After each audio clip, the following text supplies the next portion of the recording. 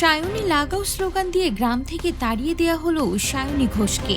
এমনকি বেঈমান ও চোর চোর স্লোগান দেয়া হলো। বলা হলো কত টাকাতে বিক্রি হয়েছে সায়নী ঘোষ।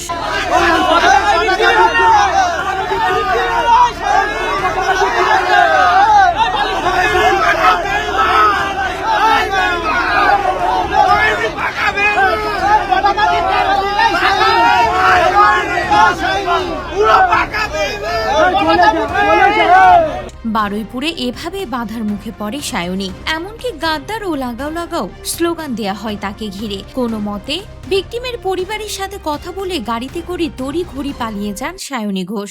তখন তার পিছু নিয়ে জনগণ জিজ্ঞেস করে কত টাকায় বিক্রি হলে বেঈমান, লাগাও সায়নী লাগাও, এইসব স্লোগানে গর্জে ওঠে সাধারণ জনগণ। পরে অবশ্য সায়নী সাংবাদিকদের বলেন, যারা আমার সাথে এমন করেছে তাদের সবার বিচার করা হবে।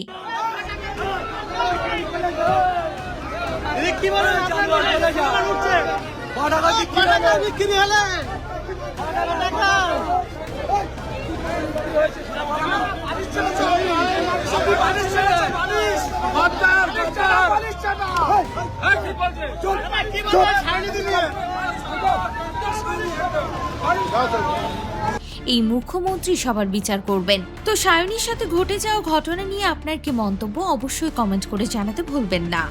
ফোনে খোঁজ নিয়েছে, কিন্তু উনি তো আমাদের বাড়ির পাশে, আমাদের যাদবপুরের সাংসদ, উনি এখানটা আসেনি। দুদিন পর উনি আসছে, তার আগে কতজন কত দূর থেকে এসছে। তাহলে উনি যে এত কাছাকাছি, তিনি তো যা যা হবে যেরম ভাবে মুখ্যমন্ত্রী বলবেন, যেভাবে অ্যারেস্ট হবে, আমি এখন অব্দি মুখ্যমন্ত্রীর কাছে এমন কোনো মন্তব্য শুনিনি বা এমন কোনো উক্তি শুনিনি যেটাতে আমাদের মনে সন্দেহ জাগতে পারে।